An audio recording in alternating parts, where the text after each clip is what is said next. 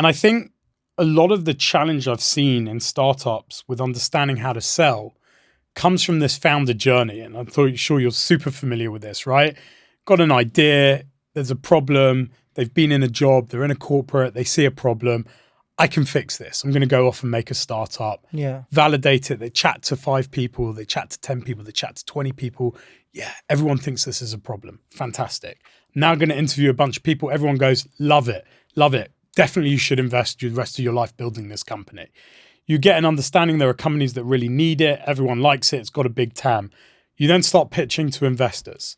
The investors like it. They're like, you know what? I agree. This is a big problem, right? I think you've got a solution to a big problem.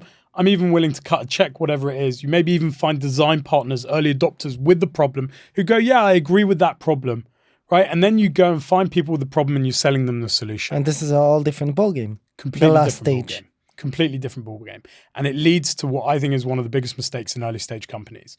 You sell them on the problem and the solution that you have been speaking about and working on, maybe not the last 9 months, maybe the last 2 years. Yeah. Right? And you're like, yeah, and because you've been living and breathing that problem. And not just that, you've been pitching to investors.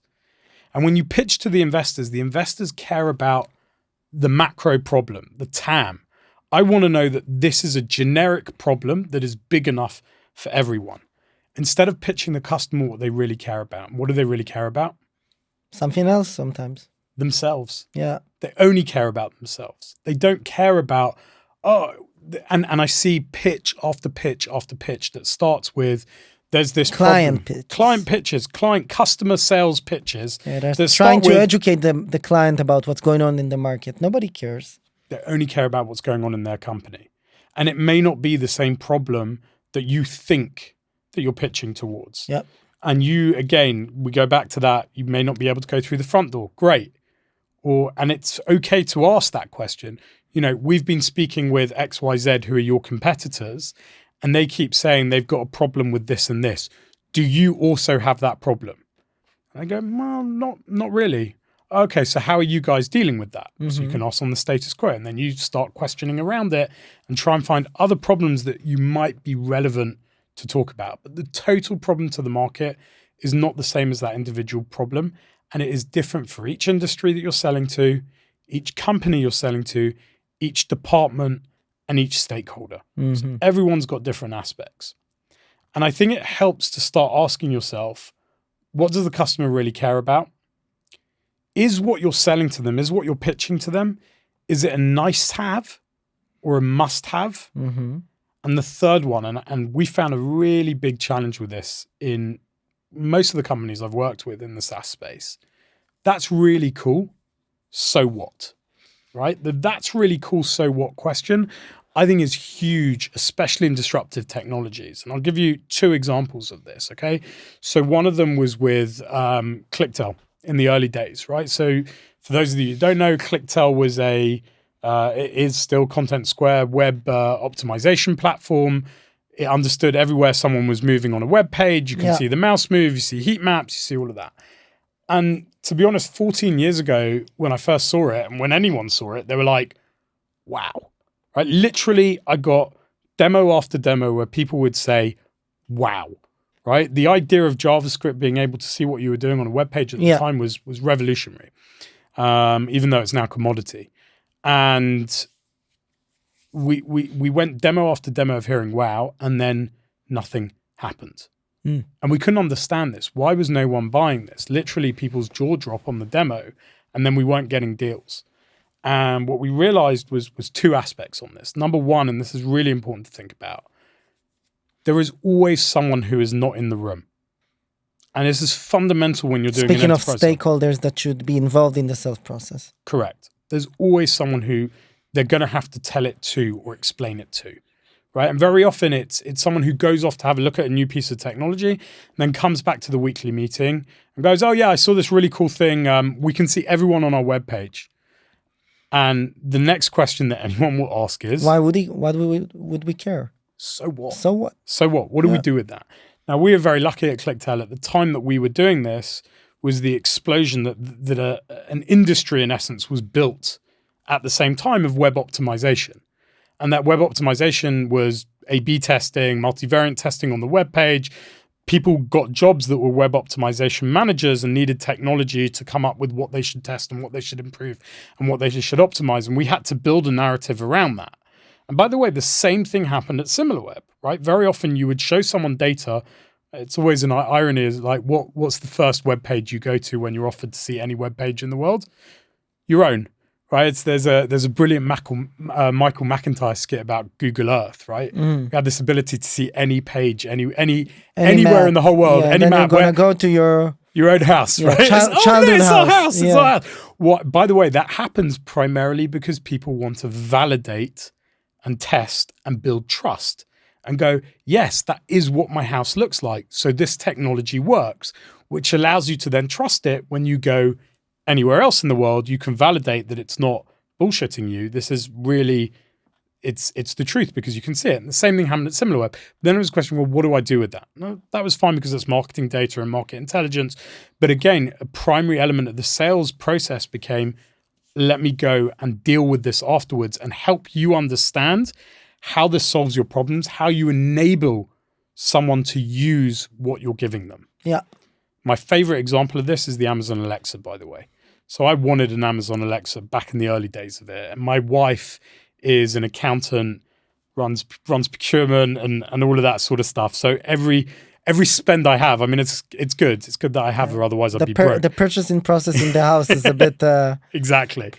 And I wanted an Amazon Alexa. She goes, what are you going to do with that? I go, but it's so cool. Like, it can play music and it can do this, it can do that. She goes, you have a speaker. In fact, you have like 4 speakers. I'm like, no, but it's... Anyway, she blocked it. Did you get it? Yeah. Guess when? When? Well, it's actually today, no? Amazon Prime Day. Oh. Amazon Prime Day, 50% off. I didn't buy one today. I bought it 4 years ago and it now sits and gathers dust. But there are other ways to get a deal done without that process. And one of them, Amazon were very clever with. Perceived value, $300. Discounted value, $150.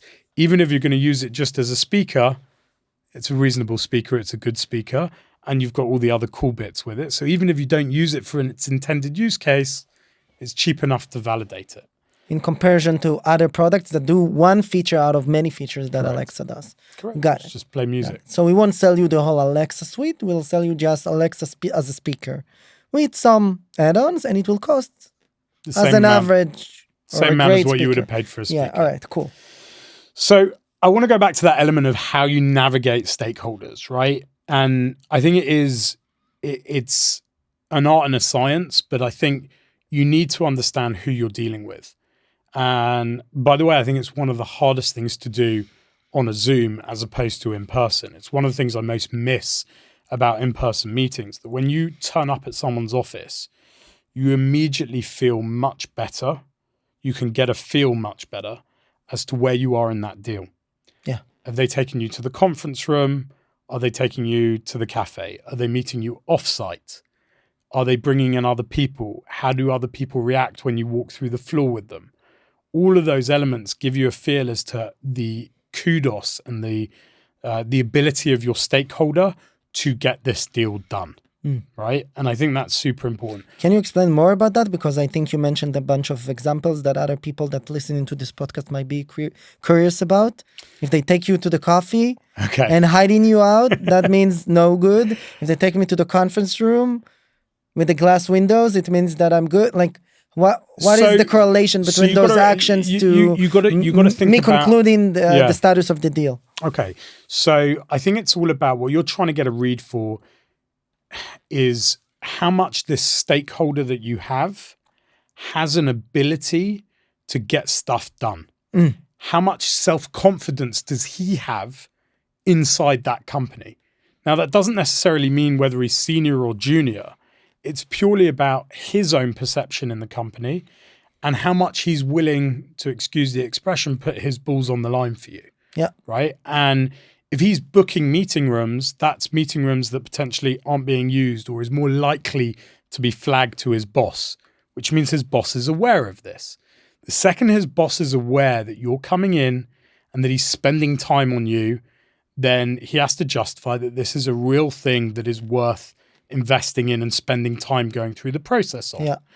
If he's kind of meeting you off-site or in a coffee shop and doesn't want anyone else to see you, it's potentially because he's not yet really sure that he wants other people to know that you're looking at this, or that he's seeing it out. So again, this isn't gospel. It's not 100% either way. You know, I've had plenty deals where I met them offsite at a coffee shop and I still got the deal. It's just an indicative. It gives you a feeling.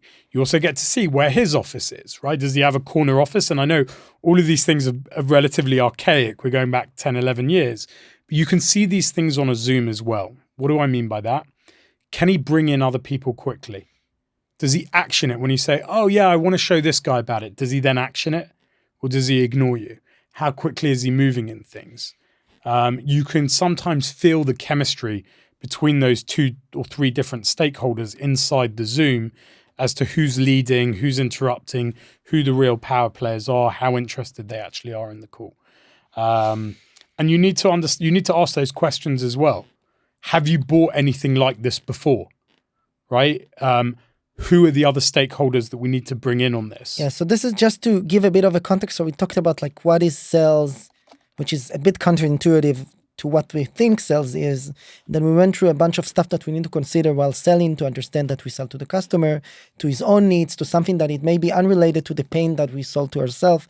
Definitely not the features and the value prop that we tell ourselves that our product is, and definitely not what we told investors. So that's a bit of a wrap up. And then now what I'm hearing you saying is that even before, or maybe after, or maybe during discovery, when we ask the questions for a specific client about what are his needs, what is like the pain that is coming from, we need to also do a discovery, like a meta discovery on the sales process, which is, I want to sell to you, to Microsoft. So I need to make sure what are the stakeholders, what's the process, like you can see in the slide for those who are watching over YouTube, how purchases are being made. All those questions, if you can go over them, it's really important. And this is very legitimate. It's almost expected from the other side. 100%. If he's an experienced buyer, he's expecting you to ask that. The fact that you don't ask what your budget is, or who should pay for that, or who you're reporting to, makes you an amateur, basically. 100%. And people think that, like the Israeli founders that I work with feel like embarrassed to ask. So I mean, I haven't met many Israelis that are embarrassed to ask anything. Really?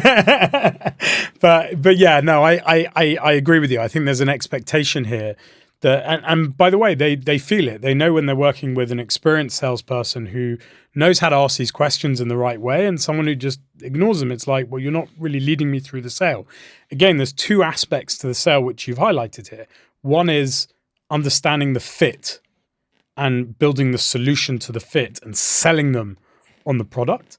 And the second one is navigating the sale. They're expecting you to be the leader and navigate them within their own organization as to how we control the narrative of each conversation, and also on the meta macro level, the whole process. Correct. So on a first meeting, when you're meeting someone after you did the outreach, blah, blah, blah, you do discovery, but also through the discovery, or before or after, you need to ask those questions.